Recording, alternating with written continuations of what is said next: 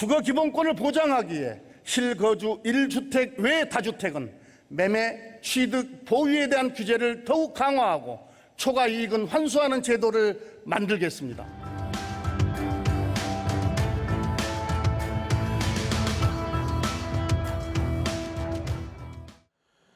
김태년 민주당 대표가 오늘 국회 대표연설에서 청와대와 정부 부처 그리고 국회를 세종시로 옮기는 행정수도 완성을 추진하자고 제안했습니다.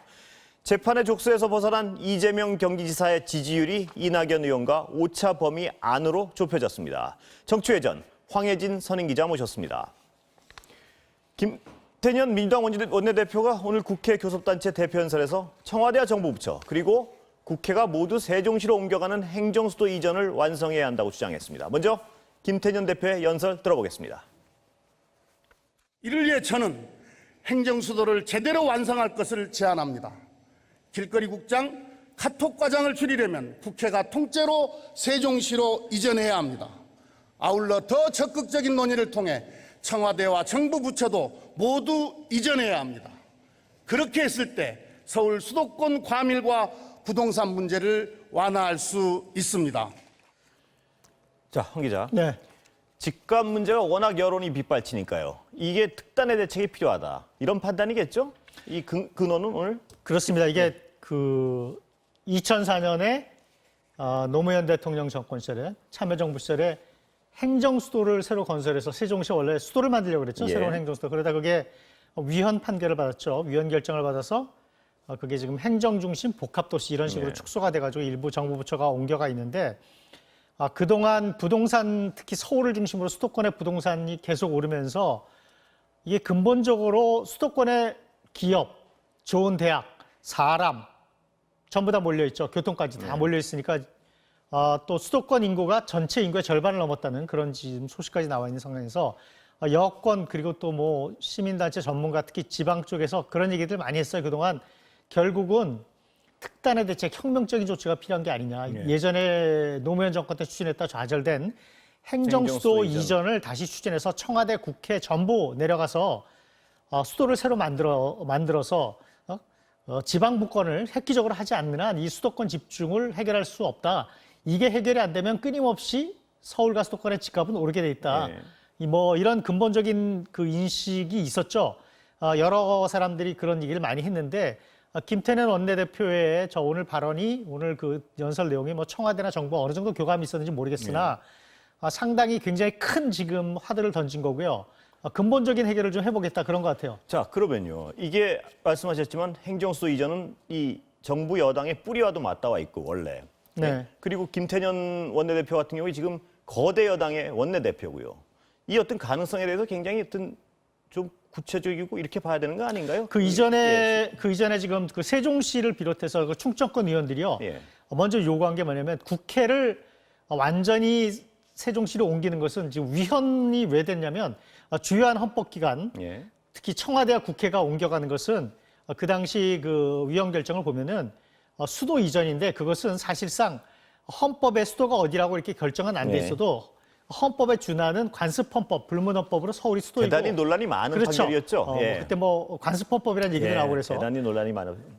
그 가장 중요한 그 근거가 국회와 청와대가 서울에 있는데 그걸 옮기는 것은 수도 이전이고 그것은 개헌사항이다 이런 논리로 위헌 결정을 냈잖아요. 예. 그래서 국회를 다 못 옮기니까 국회 분원을 만들자 이런 주장이 있었어요. 네. 그래서 세종시에 지금 국회 분원을 만든다는 주장이 세종시를 중심으로 하는 충청권 의원들 굉장히 많았는데 지금 먼저 그 이전에 지금 김태현 대표가 하는 얘기는 국회를 먼저 옮기자는 얘기거든요. 근데 이것도 사실은 분원을 일단 만들어서 국회에 옮기는 것은 현행 헌법 터두리에서 국회법만 고치면 가능할 수 있지만 왜냐하면 국회 자체는 서울에 있는 거니까 국회를 저렇게 다 옮겨가고 나중에 말한 것처럼 청와대 그리고 행정부처까지 다 가자는 건 개헌을 하자는 얘기거든요. 그렇죠.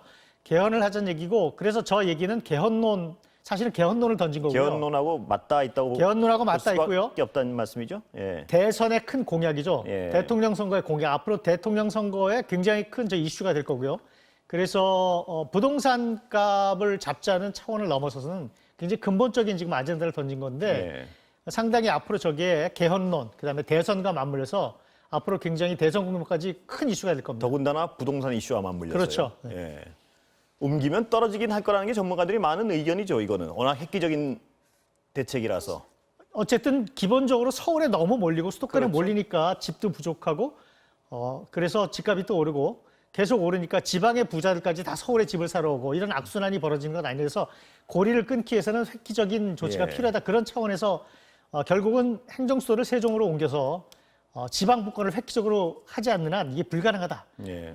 그래서 여러 가지 지금 해결책 중에 하나인데 굉장히 큰 걸 던진 거죠. 예. 말씀하셨지만 앞으로 대선 때까지 끊임없이 이슈가 될 만한 어떤 뜨거운 공인 것 같습니다. 그렇죠. 지금 예. 유력한 대선 주자 이낙연 의원이 14일 날 그 이해찬 대표가 세종시 국회의원이었잖아요. 19대 20대. 예. 이해찬 대표하고 이상민 대전 의원이 그 주최한 그 국회 세종 분원 그 추진 그 모임이 있었어요. 거기 가서 축사를 했는데 이낙연 대표도 그때 빨리 국회를 옮겨야 된다. 자기도 힘을 보태겠다. 그리고 공공기관 이전, 그리고 기업도 지방으로 가야 된다. 그러지 않으면 서울 팽창, 수도권 독점, 그 부작용을 감당할 수가 없다는 얘기를 했어요. 네. 그러니까 이게 이낙연 그 유력한 대권 주자 이낙연 의원도 공감하고 있고 많은 민주당 의원들 사이에 공감이 있거든요.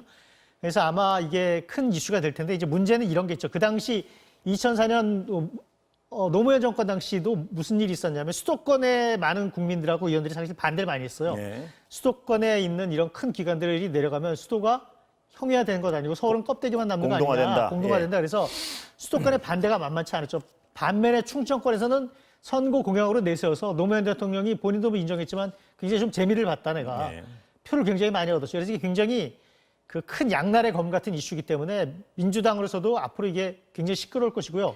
표가 결국 전체 표가 어느 쪽에 도움이 될지는 더 지켜봐야겠군요. 알 수도 없고요. 예. 통합당 입장도 이게 굉장히 어려운 문제인 게 반대를 하자니 충청권이나 이런 그 지방 네. 쪽에서 상당히 반발이 있을 수 있고 그냥 찬성을 하면은 또 수도권에서 반발이 있을 수 있고 상당히 이런 그 셈법도 굉장히 복잡하고요. 그리고 이게 보통 이슈가 아니죠. 수도를 통째로 옮기는 거니까 청와대, 국회 가면 결국 법원까지 다 따라갈 수도 있고요. 많은 기업체 본사도 자, 따라가고. 한 기자. 네. 행정수도 이전 문제가 워낙 뜨거운 이슈라서요. 좀 자세히 좀 다시 여쭤보겠습니다. 네. 이게 앞으로 향후 대선 때까지요. 어마어마한 이슈가 될 텐데요. 그렇다면 개헌 문제까지 또 얽혀 있다고 말씀을 하셨고요. 네. 이게 여당의 당론이 될 수도 있는 거겠죠? 앞으로 굴러가는 모양새에 따라서. 김태년 원내대표가 일단 화두를 던진 다음에 여론, 네. 각계 의견 좀 살펴볼 것 같아요.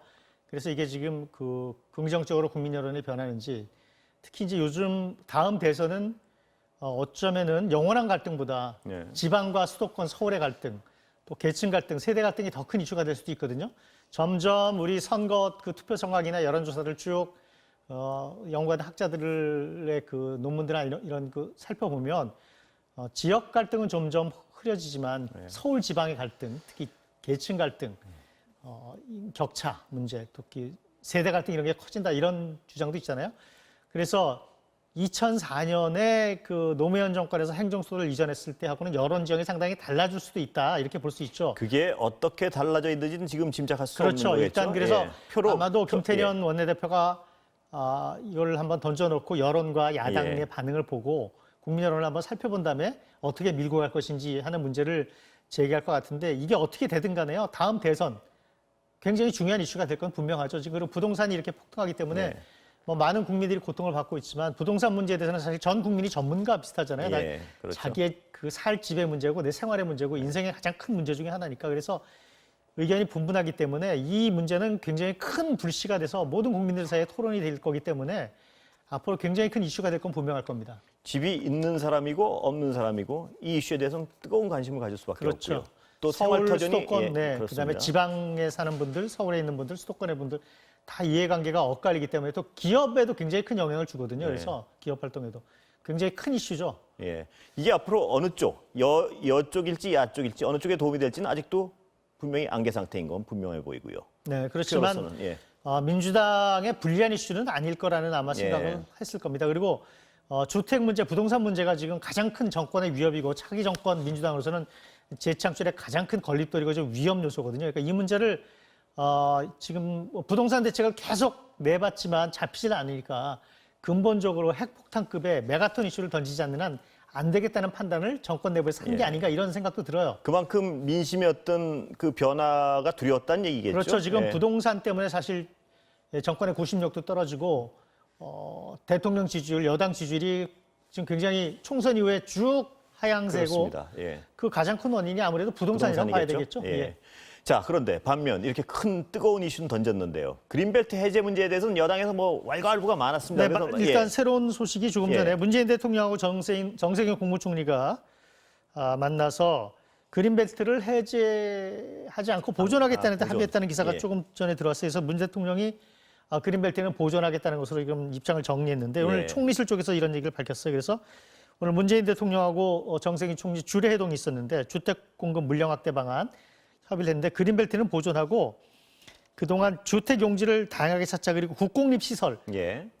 이게 제일 빠르죠. 나라가 갖고 있는 땅 시설 빨리 해가지고 여기에 좀 아파트를 많이 지어서 예. 공급 물량을 늘리자 이런 방향을 얘기한 것 같은데 그린벨트 문제가 지금 그 김상조 청와대 정책실장이 KBS에 출연해서 해제하는 쪽으로 이렇게 그 당정의 의견을 거의 합의를 했다, 검토를 하고 있다 이런 얘기를 하면서 이게 불거졌잖아요. 예. 그런데 그 이틀 뒤에 정세균 국무총리는 어제 이게 함부로 할 문제가 아니다. 오늘 이낙연 의원도 오늘 그 당대표 후보 등록을 하고서 기자들과 만나서 굉장히 신중해야 된다. 이게 그리고 그린벨트 이재명 지사도 이재명 지사도 예, 완전히 반대했죠. 반대하고 예. 근데 그런 얘기가 많았는데 이런 의견 같습니다. 그린벨트를 해제한다고 집값이 떨어지겠느냐 과연. 네.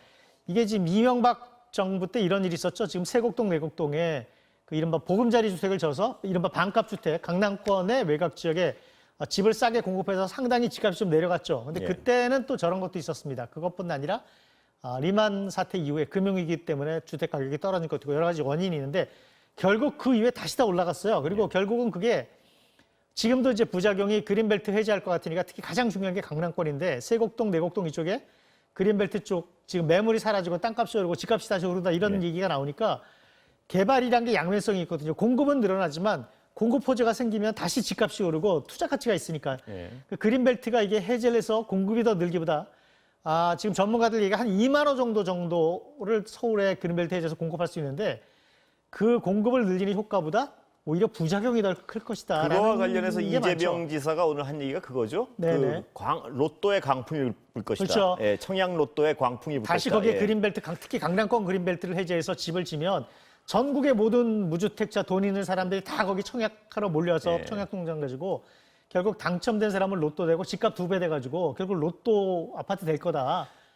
예. 집값 떨어지는데 도움이 안 된다는 건데 사실 그게 그 세곡동, 내곡동의 아파트 때도 로또 아파트는 얘기가 있었어요. 그래서 아마 이런 것 저런 거 따져본 다음에 집값을 잡는 효과보다 부작용이 더 예. 클 거라는 걸 판단한 것 같아요. 대통령이랑 총리. 제가 지금 드리는 말씀은 물론 가설입니다만 그린벨트가 왈가왈부가 하도 많으니까 오늘 정리가 됐고요. 네. 그린벨트 정리하면서 동시에 행정수도 문제를 던졌다. 이런 어떤 것도 가능한 상황 같습니다. 정부 안에서 어떻습니까? 지금 사실 부동산 문제를 놓고서 뭐 그런 얘기 많이 했잖아요. 김태년 대표도 그렇고 대통령도 그렇고 모든 수단을 다 동원하겠다.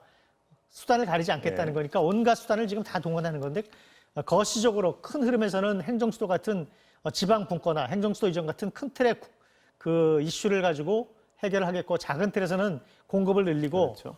일단 그 급한 심리니까요. 이게 전부 다 지금 집값이 더 오를까 봐 무서워가지고 다 지금 집을 사러 달려드니까 이불을 빨리 꺼야 되지 않겠습니까? 그래서 그런 그 심리적인 전법도 지금 하는 것 같아요. 그러면 그 말 많던 그린벨트 해제 논란은 이제 종결된 종결됐다고 거죠? 봐야죠. 네, 종결됐다고 네, 네. 봐야죠. 대통령이 결정했고 뭐 야당이 다 오늘 뭐 김종인 통합당 비대위원장, 심상정 예. 정의당 대표, 안철수 대표까지 다 나서서 대통령 보고 빨리 정리해달라고 예. 얘기했으니까 오늘 대통령이 정리를 했어요. 그래서. 예, 정리가 된 거고요. 네네. 그건. 그런데 잠깐 좀 웃어야 할지 어떨지 모르겠는데 부동산 유타는 청와대로도 날아갔어요. 보니까 네네. 대변인. 대변인 이게 좀 웃지 못할 일이 에피소드가 있었죠. 뭐 그게 아름아름 알려지기도 했는데 예. 그 노영민 실장의 그 반포 아파트 청주 아파트 그 소동 때 처음에 참모들이 모인 그 상태에서 노영민 실장이 청주 아파트를 팔겠다고 얘기를 했대요. 반포가 아니고요. 네, 반포가 예. 아니고 그래서 그렇게 얘기를 했고 이제 뭐 내놨다 이렇게 얘기를 했는데 그거를 강민석 청와대 대변인이 무슨 집인지 잘못 착각을 했어요. 그러니까 거기 그 자리에 있던 모든 사람들은 청주 아파트를 팔겠다고 들은 거 아닙니까? 그렇죠. 다른 분들은 다른 청와대 참모들은 청주 아파트를 팔겠다는 얘기를 예.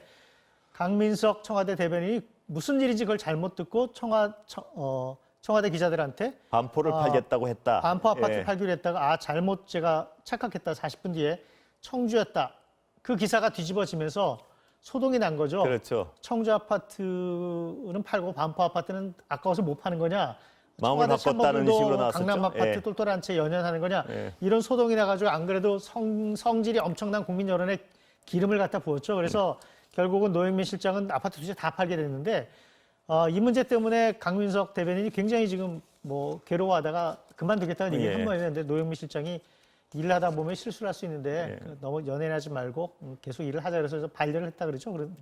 그냥 막 17일은 아니고 그 전에 그랬다는 게 청와대 설명이에요. 예. 예. 뭐 다음 얘기 좀. 네. 자, 아까 이재명 지사 연일 요새 화제가 되고 있는데요. 네. 과감한 언행으로요. 근데 지금 눈길을 끼는 게 그 지지율 조사가 하나 나왔습니다. 네. 이낙연 의원하고요. 뭐 획기적인 상승 이렇게 표현할 수 있겠죠, 이재명 지사의? 획기적인 상승이라기보다는 예. 이낙연 그렇습니다. 의원이 계속 떨어지고요. 총선 이후에 40%대로 갔다가 쭉 조금씩 떨어져서 지금 오늘 리얼미터 Y10 지금 화면에 떠 있는 여론조사에 보면은 이낙연 의원 23.4, 이재명 지사는 올랐어요. 근데 많이 오른 건 아니고요. 한 3%포인트 그렇군요. 정도 올랐는데 18.7에서 오차 범위 안으로 들어왔죠. 오차 범위 아니란 게 굉장히 의미가 눈에 있죠. 띕니다. 이제 예. 사실상 이제 뭐 비슷해졌다 예. 이런 얘기. 이강구도로 갔다는 얘기고. 윤석열 검찰총장이 본인 조사하지 말아달라고 말을 했음에도 불구하고 하여튼 조사를 했는데 14.3, 3위 그리고 법여권에서 5.9 홍준표. 그래서 윤석열 총장은 정치권 인사가 아니고 예. 홍준표 의원은 무소속이죠. 예. 통합당은 뭐 뒤에 쭉 따라오는데 이제 없어요. 거의 없는데 의미가 없는데 5% 이하. 그런데 예. 지금 저 상황이고요. 그러니까 이낙연 의원은 하락세고 이재명 지사가 치고 올라가고 있죠. 예. 특히 재판의 족쇄에서 풀려나는데 한 3%포인트 올랐죠. 예. 자, 말씀하셨지만 획기적인 이재명 지사의 상승이 아니고 이낙연 의원의 정체 내지 하락으로 볼 수 있는데요. 원인이 뭘까요? 여러 가지 있는데요. 대표적인 본인이 예. 일단 그렇게 말씀하시지만 이낙연 의원, 이낙연 전 총리의 지지율은 문재인 정권 그리고 문재인 대통령 지지율과 사실 상당히 연동돼 있죠. 그래서 지금도 정권의 2인자였고 문재인 정권의 사람이고 문재인 정권을 대표하는 그 정치인의 한 사람이니까 문재인 정권의 지지율이 떨어지면서 같이 동반 하락하는 예. 그런 효과도 있고요. 두 번째는 그동안에 그 선거가 끝난 이후로 그러니까 총리할 때 그리고 그 선거대책위원장 할 때 코로나19 대책위원장 할 때는 역할이 있어갖고 여러 가지 액션이 있죠. 역할도 있고 매스컴의 주목도 받고 일을 하는 게 눈에 보이니까 그 지지율이 좀 유지가 되거나 올라가는데 그게 끝난 이후로 사실은 별로 매스컴의 주목도 받지 않고 그 사이에 여러 가지가 이슈가 터지면서 이낙연, 김부겸 그 두 당대표 후배들의 그 행적이 별로 언론의 주목도 별로 예. 못 받았죠. 그러면서 여권 전체의 지지율이 빠지는 이 일들이 계속 일어났잖아요. 부동산 문제, 인천국제공항, 윤미향 의원, 뭐 정의연 관련 의혹, 그다음에 물론 밝혀진 건 없지만 아직 명확하게 그다음에 거기에 결정적으로 박원순 전 서울시장 성추행 의혹이 터졌는데 그 과정에서 오늘 이낙연 의원이 자기가 좀 굼뜨고 반응이 늦었다 이런 얘기도 했어요. 예. 했는데 굉장히 신중한 스타일이죠. 그리고 사태가 정리되기 전까지는 함부로 얘기를 안 하고 그래서 굉장히 그게 안정감 있고 또 믿음직스럽고 그런 장점이기도 하고 관리 능력이 있는 거고요. 또 상대적으로 양날의 칼이겠죠. 네, 보수적이고 네. 안정적인 사람들한테도 이낙연 그 전 총리가 상당히 호감을 주는 원인이기도 한데 반면에 국민들이 굉장히 이낙연이라는 대표적인 대선 주자 1위 간판 주자의 의견을 듣고 싶은데 계속 엄중하게 보고 있다 이런 얘기를 했어요. 그래서 뭐 어느 신문에서는 이낙연은 왜 항상 엄중하게 보기만 하나 뭐 이런 칼럼도 썼는데 그게 장점이지만 사태가 정리되기 전까지는 함부로 얘기를 안 하죠. 그래서 그 엄중히 보고 있다는 게 윤미향 의원 관련 정의원 관련 의혹이 나올 때 기자들이 계속 물어보니까 속담마다 계속 짰죠. 예.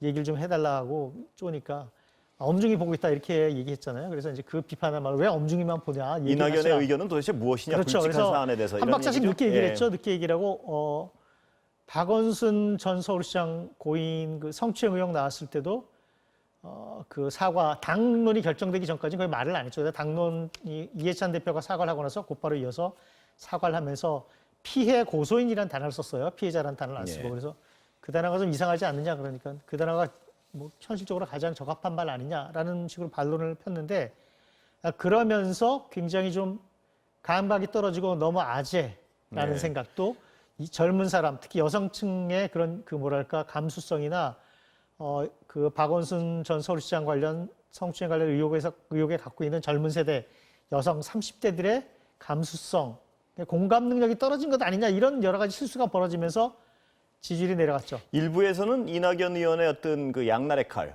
황 기자가 설명하셨듯이 신중하고 진중하면서 관리형이고, 근데 한편에선 답답하다는 얘기를 하시는 분이 있고요. 그렇죠. 그런데 이게 일각에서는 또 부자 몸살이 다 망하는 거 아니냐는 지적을 하는 분도 있습니다. 정치적으로 그런 예. 것도 있을 겁니다. 예. 부자 지지율 1위인 그 후보인데다가 본인이 총리까지 한 분이기 때문에 사실은 싫든 좋든 여권의 대표 정치인으로 주목을 받고 있기 때문에 함부로 말하기 어려운 처지죠. 본인도 오늘 제가 말을 하기가 굉장히 그런 어려운 그런 그 처지인 점이 있다라고 본인이 얘기를 했는데 이낙연 의원이 그런 면이 있어서 함부로 얘기하기 어려운 면이 분명히 있죠. 그리고 근데 반면에 그 완전한 대척점에 있는 행위를 하고 있는 것이 이재명 지사 같습니다. 뭐냐면 굵직한 사안에 대해서 분명한 의견을 타이밍 있게 내놓고. 이재명 예. 지사가 사실 저렇게 주목을 받은 게 생각해 보면 박근혜 전 대통령 탄핵 국면에서 성남시장을 할 때 탄핵하자는 얘기 제일 먼저 했죠. 예. 그리고 아주 굉장히 시원시원하게 지지자들이 보면 얘기를 하죠. 그리고 예. 정치적 유불리별로 따지지 않고 그냥 어떻게 보면 정치인이 아닌 것처럼 시정의 보통 사람들이 얘기하듯이 아주 쉬운 용어로. 얘기를 예. 되게 과격하게 들을 수도 있고 예. 속 시원하게 얘기를 해줘. 그건 역시 또 이재명 지사의 양날의 칼이겠죠. 양날의 칼이죠. 예. 그래서 스타일이 다른데 본인은 자기는 뭐 이낙연 의원의 여러 가지 장단점을 얘기하면서 그런 엘리트가 아니다라고 얘기하고 변방에서 홀롯은 뭘 흑수저란 표현을 흑수저란 썼죠. 얘기도 했는데 예. 그게 자유롭죠. 그리고 어떤 면에서는 이낙연 그 경기지사 주변에 있는 사람이 그런 얘기를 하기도 해요. 지금 그 저렇게 대권 주자 넘버 2 반열까지 올라갔지만 여론조사에서는 본인이 내가 대통령을 하겠다는 생각을 해본 적이 별로 없는 사람이고 거기에 대해서 아직도 생각이 많지 않기 때문에 네. 굉장히 자유롭게 얘기한다 그런 얘기도 하고 있죠. 이재명 지사의 정책에 대해서 시원하다는 평가를 하는 분들조차 저분이 대통령이 되면 시끄러울 거다. 뭐 이런 우려를 하는 분도 있습니다. 그렇죠. 예. 말은 시원하지만 예. 과연 대통령을 맡길 정도로 안정감이 안정감이 있느냐, 있고 뭐, 믿을 만한 예. 사람이냐는 정치인에 대해서는 그래서 뭐 여러 가지 회의적인 사람들도 꽤 있죠. 그래서 특히 그 이낙연 팬덤과 그 이재명 팬덤은 좀 다르죠. 이낙연 대척점에 있는 것 같습니다. 대척점에 있고요. 예. 결정적으로 어쨌든 근데 그 이낙연 전 총리의 그 지나친 신중함, 완벽주의하고는 좀 대조적이죠. 그 지나친 신중함이 현재로서는 앞으로는 또 봐야겠지만 현재로서는 약간 손해를 보고 있는 그런 모양새죠. 사실은 근데 정치 지도자는 좀 위험을 좀 무릅쓰고 제 생각에는 예. 큰 현안이 터졌을 때는 위험을 무릅쓰고 자기 의견을 분명히 얘기해야 돼요. 너무 저렇게 몸살이고 관리형이고 안정적으로 네. 나가면요. 뭐 총리는 잘할지 모르지만 대통령이란 직을 노리는 그 꿈꾸는 역시 사람들은 그 부자 몸조심하다. 부자 몸조심이기도 하고요. 이런 예. 것도 있을 겁니다. 박원순 그 시장 지지자들, 그 민주당의 그 문재인 대통령 열렬 지지자들이 예. 좀 극성스럽잖아요. 어떤 면에서 예. 굉장히 그렇습니다. 강하죠. 그 예. 지지하는 사람들의 그 성향들이.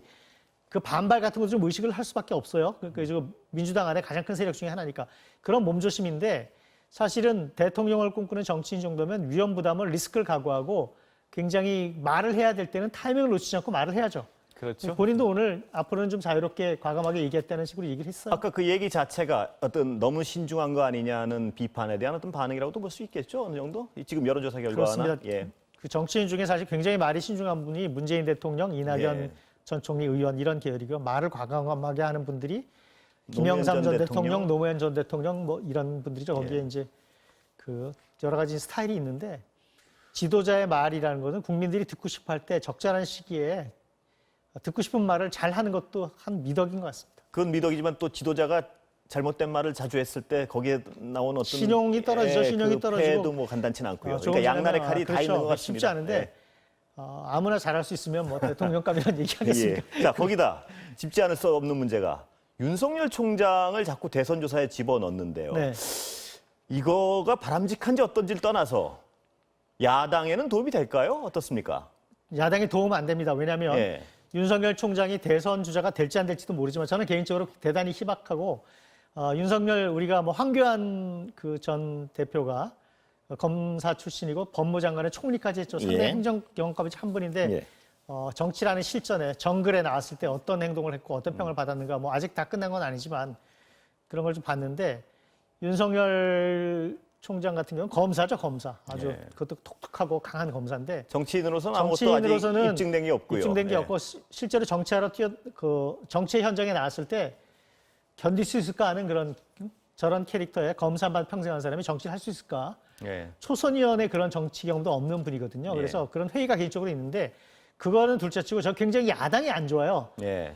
윤석열 총장이 정치를 할 사람도 아닌 것 같고 제가 보기에는 정치를 하기도 굉장히 쉽지 않은데 저런 식으로 윤석열 총장이 야권을 대표하는 대권 주자로 계속 저렇게 선두자로 여론조사에 나오잖아요. 그 뒤에 모든 야당의 주자들이 다 가려져 버려요. 예. 그래서 대안을 찾기가 힘들어진다는 대안을 말씀이시죠? 찾기도 없고 예. 전부 쉽게 말해서 올킬, 팀킬 되는 상황이에요. 지금 예. 눈에 안 보이잖아요. 뭐 다 5% 이하 4% 이런 식으로 전부 원희룡, 뭐 홍준표, 유승민 의원, 안철수 전 의원까지 전부 그런 식이거든요. 그래서 저게 야당으로 봐서는 굉장히 좋지 않고 야당 주자들을 아주 왜소하게 보이고 예. 야당의 대선 주자들이 정말 별 볼 일 없어 보이는 여론조사거든요. 그래서 윤석열 총장이 저렇게 계속 그 몇 달씩 여론조사에서 저렇게 그 야권의 대표 주자로 나서는 게 야당한테는 결코 굉장히 도움이 안될 것이라는 굉장히 말씀이시죠? 좋지 않은 저런 그 현상입니다. 잘 알겠습니다. 오늘 여기까지 듣겠습니다. 감사합니다.